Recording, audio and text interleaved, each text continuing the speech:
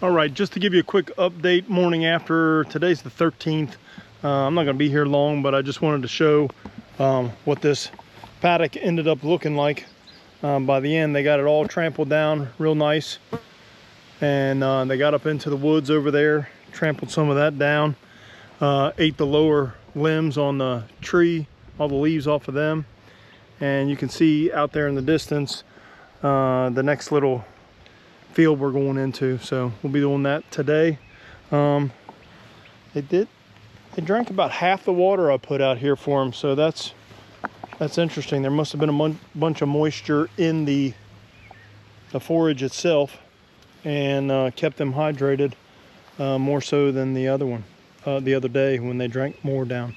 So anyhow, we'll get this set up and get them into the next section, and I'll be back here a little later tomorrow. So it's probably more like a 28-hour paddock for them, so I'll make it a little bit bigger, make sure they got plenty of water. So see ya.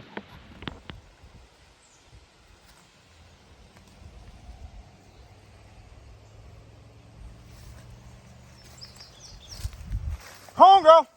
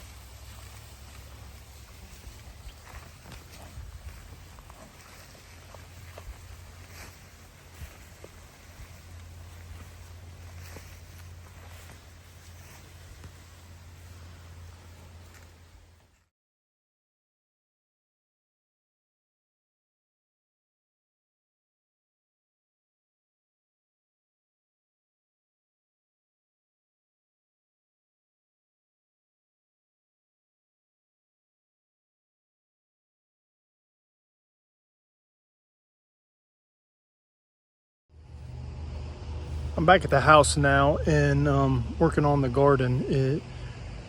This is still May 13th. Let me turn this.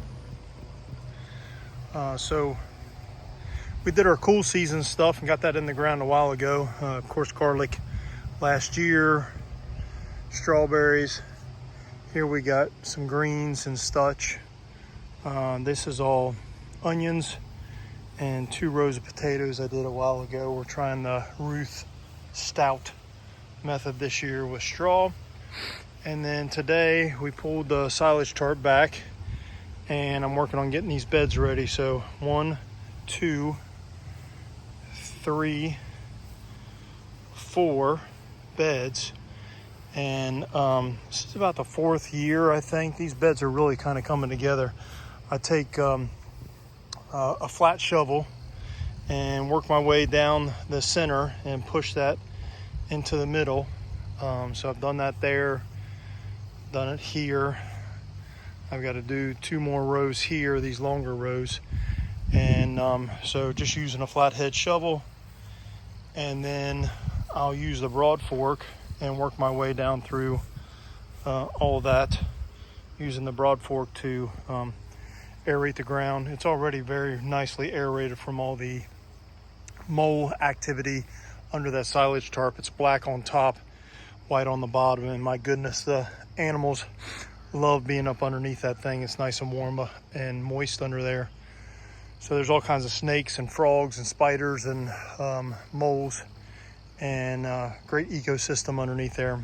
Clearly we need to get rid of all that this time of year, so we'll be setting some mole traps and such. But anyhow, this is a little bit of a before, well, intermediate. This is what before looks like right after we pulled the silage tarp off.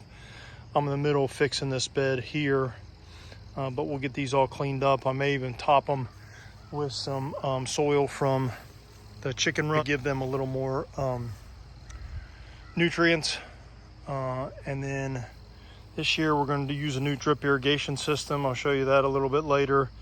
And then we'll top them with our weed barriers. So drip hose will go underneath and this will go on top, and then we'll plant peppers, tomatoes, flowers. We might start a new flower bed over there as another row, and some miscellaneous things in this row. So I'll maybe do another video or two as I make some progress here.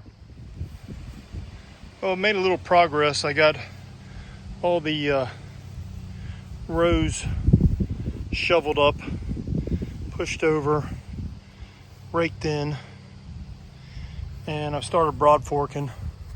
This is what a broad fork will do. You can see the holes about every foot or so, all the way down through there.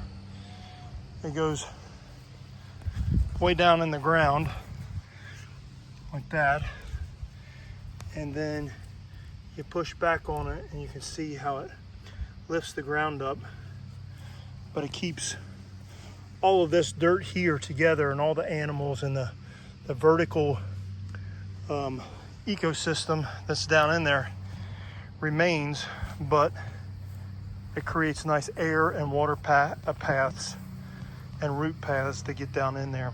So we'll work that down through these next 4 beds, and then from there we'll work on drip irrigation. Quick update. I'm not running out of daylight, but I might be running out of energy here soon. But anyhow, I've got these 2 broad forked and all raked up pretty, and I wanted to try this new drip irrigation system. So there's a lot more to do with this, but I want to lay out the drip and then put the weed fabric on. So there's this 1-inch header tube on the end, and these will connect in here, but for now I'm just making sure I got enough length to deal with them. And then putting a drip on either side of where a plant would be, and you can see the holes in the weed fabric will go right in between those. And so I'm going to roll this out the rest of the way and staple it down, and should be good and tight and ready for planting. And the drip irrigation system won't work until I get it all plumbed up and ready to go, but we should be able to plant in there tomorrow. It's 7:30 and I think I've ran out of energy. So these 2 are pretty much ready to plant. This one's been all broad forked.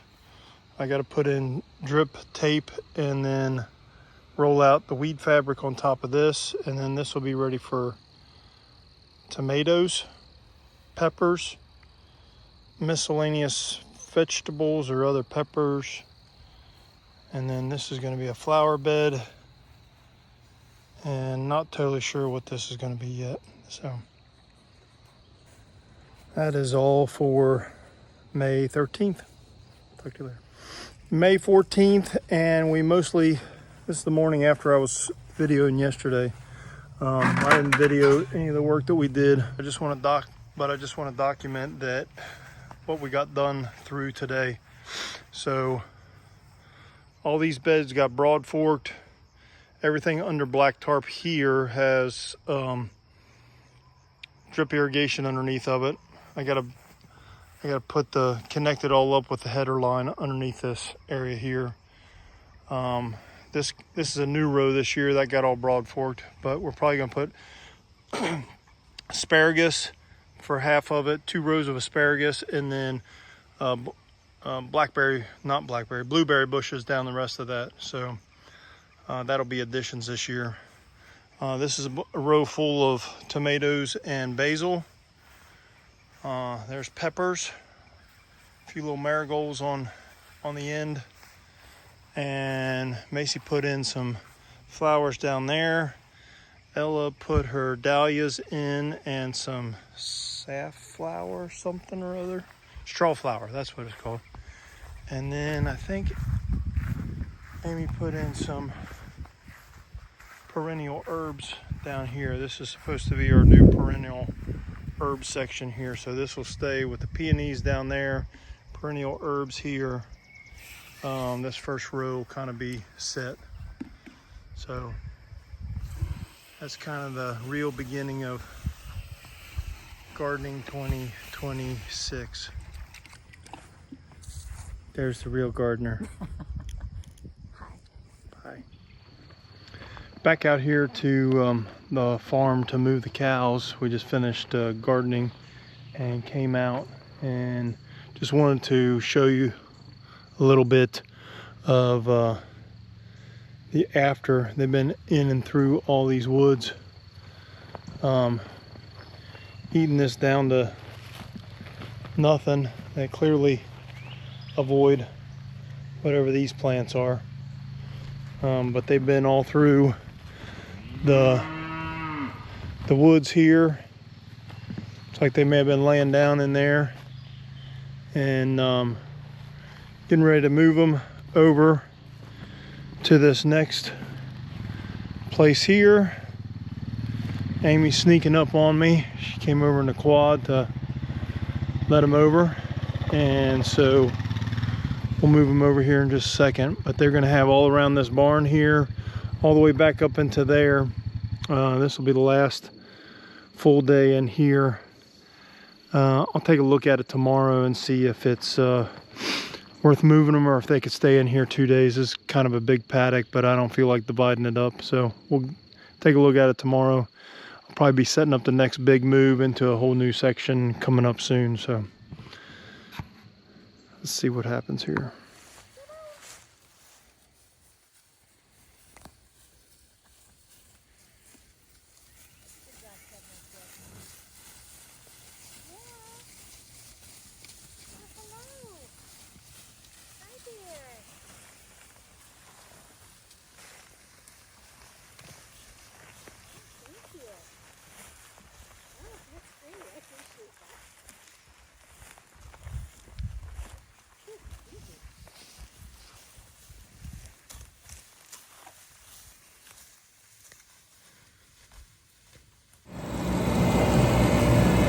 All right, it's May 15th.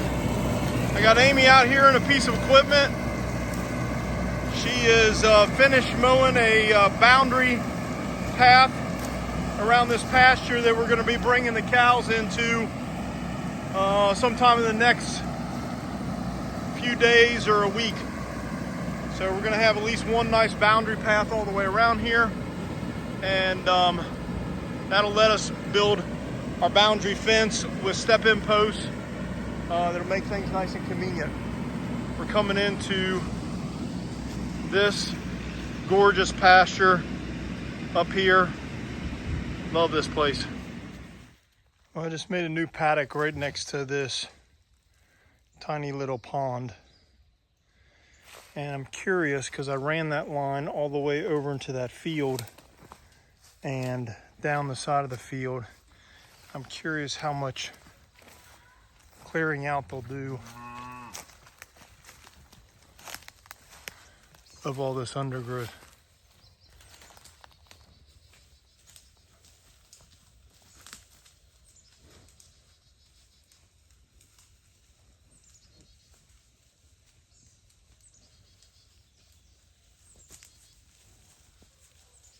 I'm hoping that when I come back tomorrow,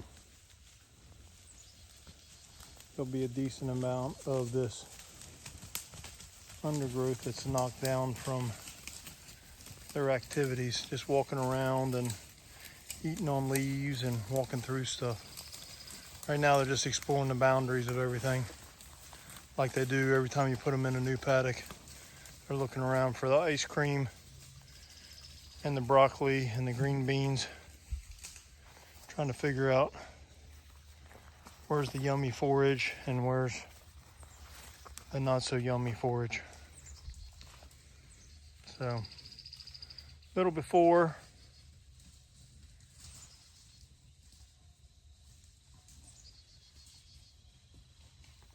Goes all the way down to the gravel drive over there. So hopefully there'll be a little more clearing through all this.